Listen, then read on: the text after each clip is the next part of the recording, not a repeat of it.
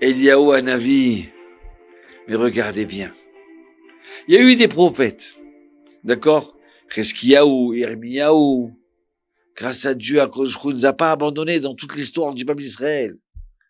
Mais il y a un prophète qui s'appelle Eliyahu Hanavi. Ce prophète-là, eh ben, il est toujours avec nous. Dans l'exil, dans nos souffrances. Il va venir à la fin des temps. Maintenant, là, c'est maintenant.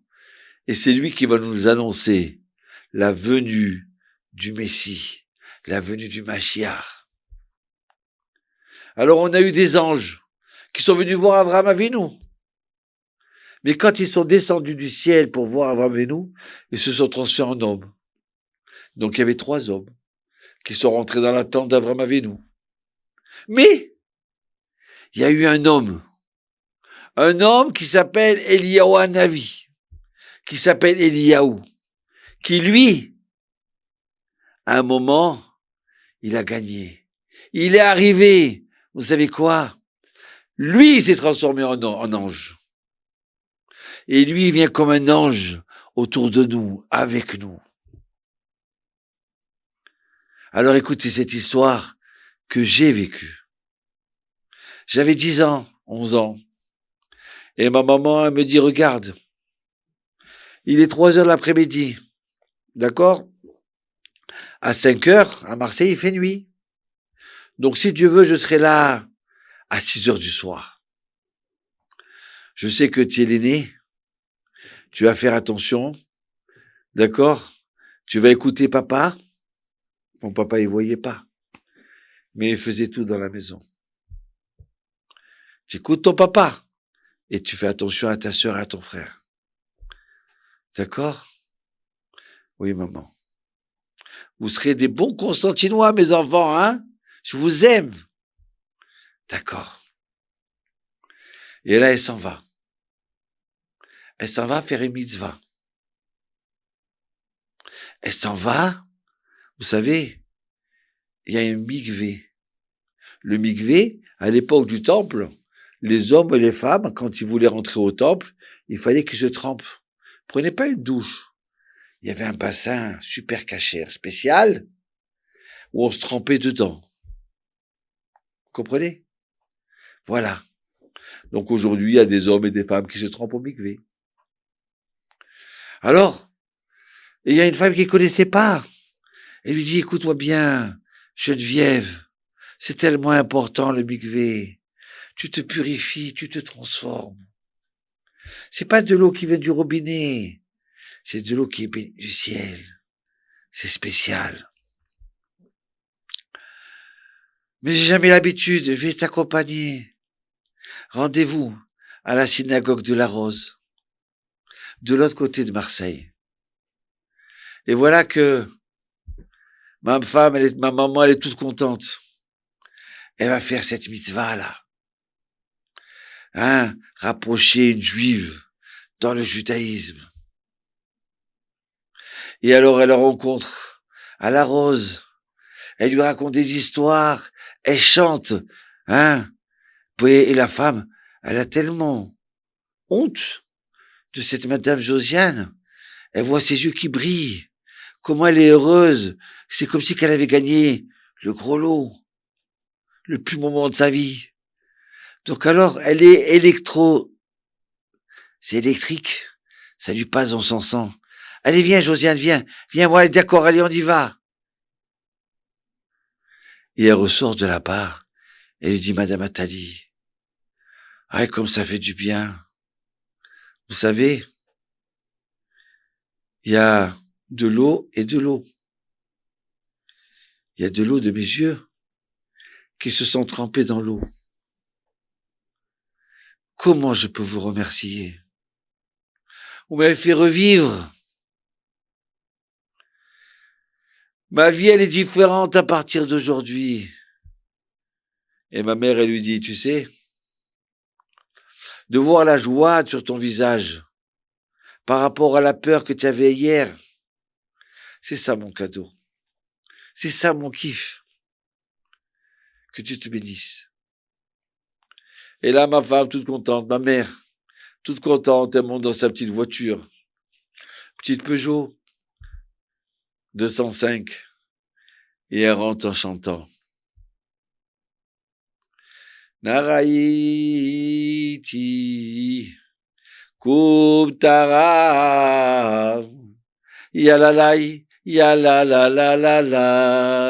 Ah, merci mon Dieu, quel bizarre j'ai fait. Lai, lai, lai, lai, lai, lai, lai, lai. Dididai, didai, didadadai. Dadadai, dai, dai, dai, dai. Aïe, quelle joie. Et là, à un moment, je me dis, ouais, mais qu'est-ce que je fais là? Il est 5h30 du soir, en pleine nuit. Je me retrouve sur l'autoroute. Mais je peux pas prendre l'autoroute. Non, c'est pas possible. Je peux pas le prendre sur l'autoroute. Ouais, comment je fais là? Ouais. Vous savez quoi? Et là, je prie Hachem de toutes mes forces. Et j'arrive en retard à la maison, à 8h du soir. Mes enfants, ils me disent, mais maman, qu'est-ce qui t'est arrivé? Tu devais être à 6h. Vous avez mangé? Oui, oui. Et mon père, il dit, oui, mes enfants, ils ont été gentils. Maintenant, ils doivent dormir. Alors écoutez. Mes enfants, j'ai une histoire à vous raconter. Venez, on va tous se mettre au lit, avec mon cher mari que j'adore, et vous trois, on va tous rentrer dans notre lit. Et je vous raconte ce qui m'est arrivé.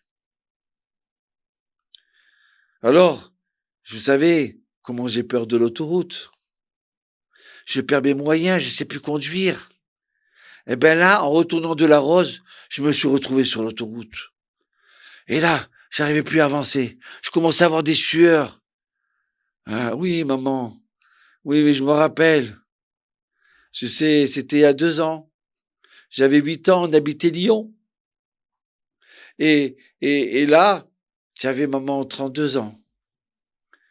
C'est toi qui conduisais. Papa, il voyait pas, il était assis à côté de toi. Et nous, on était les 3 derrière. Et là, tu vas pour Marseille, retourner voir ta famille, passer les week-ends, le Shabbat. Et là, un vendredi matin, tu roules sur l'autoroute Lyon-Marseille, et d'un seul coup, il y a un semi-trailer qui te double de la droite. Et un semi-trailer qui te double de la gauche. Et puis bon, tu te dis, bon, ça y est, ils vont passer.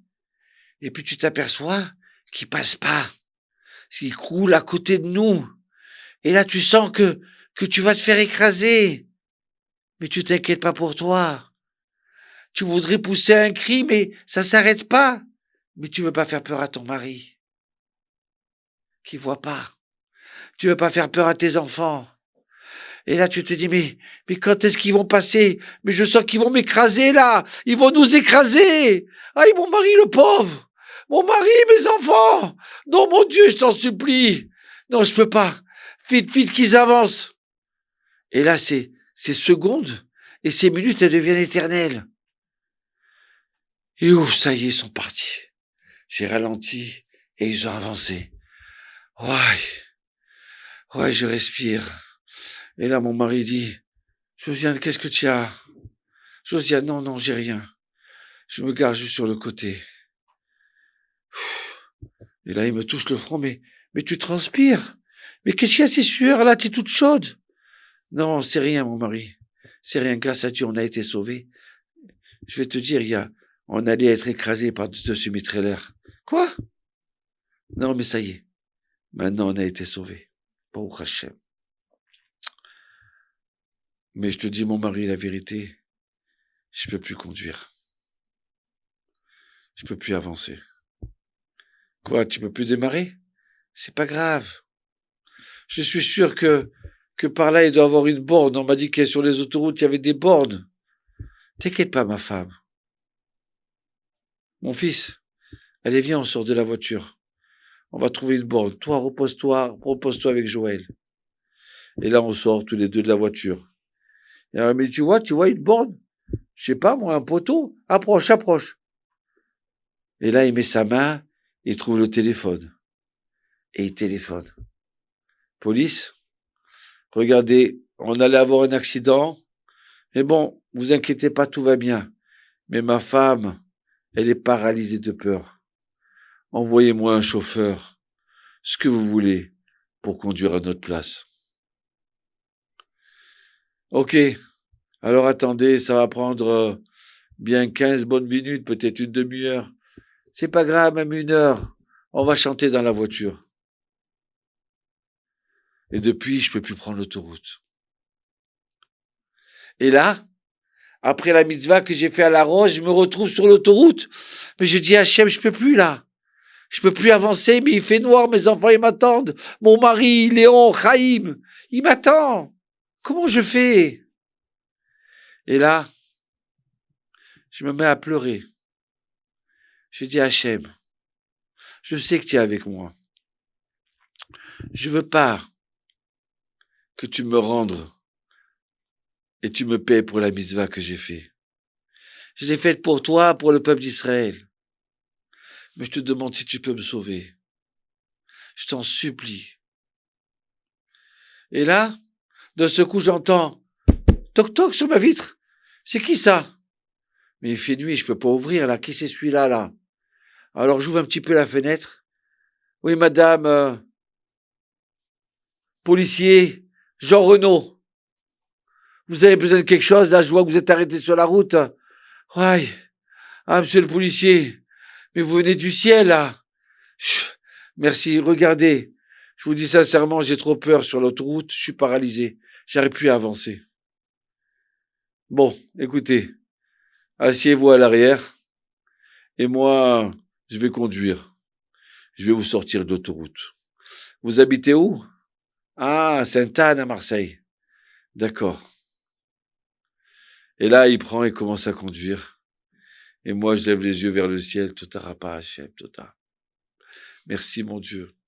Comme ça fait bon de prier pour toi, Hachem. Et je chante dans ma tête. Mes enfants, vous entendez? Oui, maman, mais si on écoute, on raconte tout, continue l'histoire. Et là, il arrive à la sortie de l'autoroute de Saint-Loup. Il me dit, excusez-moi, madame, mais j'habite ici. Vous pouvez continuer encore maintenant sortir? Ah oui, bien sûr, maintenant c'est facile. Il n'y a pas de problème, monsieur le policier. Jean Renaud, oui, Jean Renaud, oui. Merci. Et là, il sort. Je m'assois vite sur ma place. Je conduis, je vais pour conduire. Et puis là, je dis, attends. Mais je veux lui dire merci. Je veux lui donner peut-être quelque chose. Hein, un petit billet. Lui demander où il habite, je lui envoie des fleurs. Et je me tourne. Mais quoi, où il est passé? Mais ça fait 1 seconde là que je suis rentré dedans. Mais où il est passé? Mais par où il est passé? Il n'y a pas de route, il n'y a rien. Où s'est sauvé? Je sais pas. Mais bon, je déconduis et j'arrive à la maison. Et voilà mes enfants. Je tabarre chez mon lad.